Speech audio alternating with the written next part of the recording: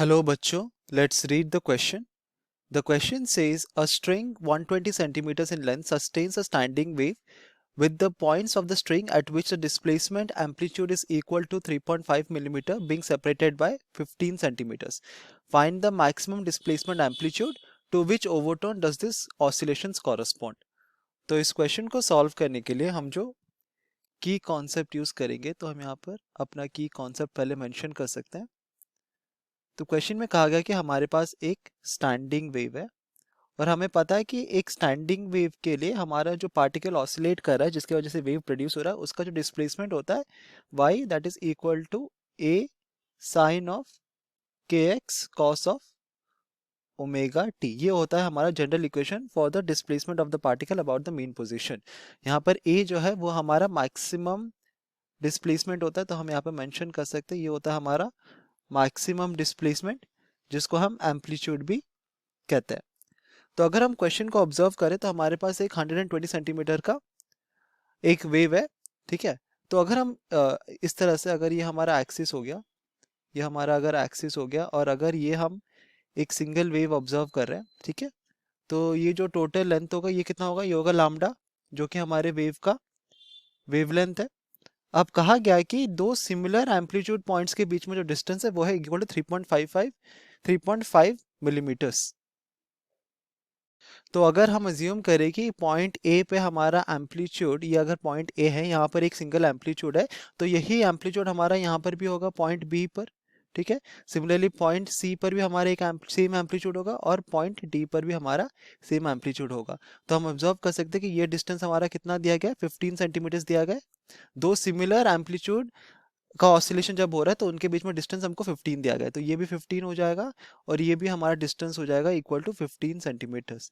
तो अगर हम सिमेट्री ऑब्जर्व करेंगे तो ये डिस्टेंस हमारा होगा 7.5 और ये जो छोटा सा डिस्टेंस है ये भी हो जाएगा 7.5, सॉरी हाँ, सेंटीमीटर्स, ठीक है।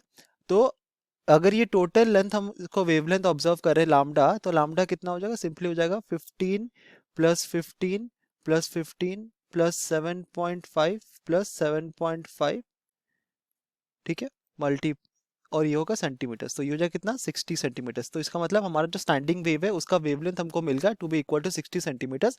अब अगर हमारा लेंथ ऑफ द स्ट्रिंग हमको दिया गया है 120 सेंटीमीटर्स, तो हमारा स्टैंडिंग वेव का जो टोटल लेंथ होगा वो भी हमारे लेंथ ऑफ द स्ट्रिंग के साथ इक्वल होगा। तो हम लिख सकते हैं l is equal to n lambda by 2।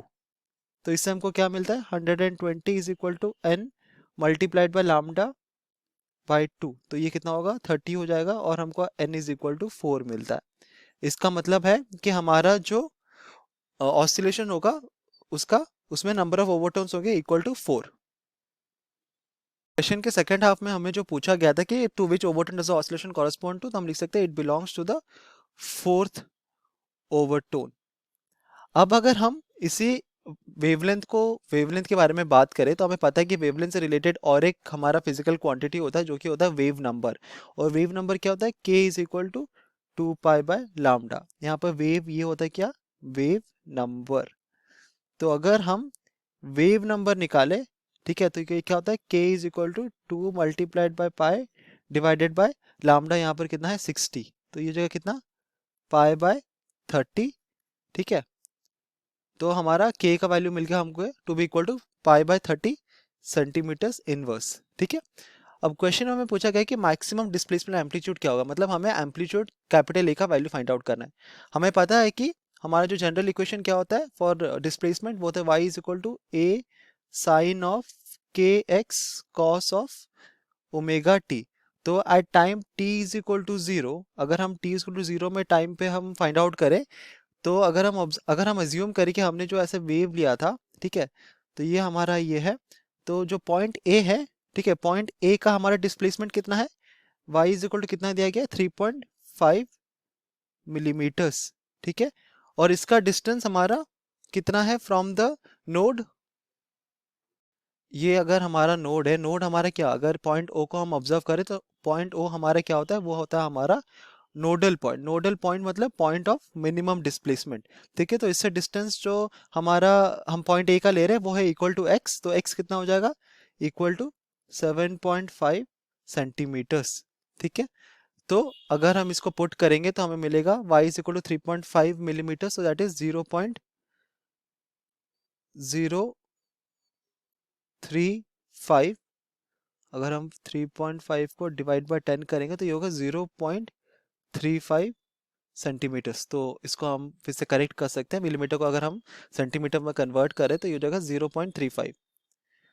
तो हमें मिला कि हमारा डिस्प्लेसमेंट कितना है at time t is equal to 0.35 is equal to a sine of kx। ठीक है, तो k हमारा कितना है, पाई बाय 30 मल्टीप्लाइड बाय 7.5। तो ये हो जाएगा 1 और ये होगा 4, so pi by 4 and pi by 4 is equal to कितना, पाई बाय 4 मतलब हमारा होता है ये 45 डिग्री, साइन 45 होता है 1/√2। तो हमें मिलता है कि 0.35 centimetre is equal to a sine of pi by 4 और ये हो जाएगा a√2। तो हमें मिलेगा दैट हमारा जो मैक्सिमम डिस्प्लेसमेंट एम्पलीट्यूड है वो है इक्वल टू 0.35 मल्टीप्लाइड बाय √2 का सेंटी। और अगर इसको हम कैलकुलेट करेंगे तो हमें मिलेगा एम्पलीट्यूड का value to be equal to a is equal to 0.4935 centimetres, और अगर इसको हम मिलीमीटर्स के टर्म्स में लिखेंगे तो ये हो जाएगा 4.935 मिलीमीटर्स। तो ये होगा हमारा maximum displacement amplitude. Hope you understood it well, best of luck.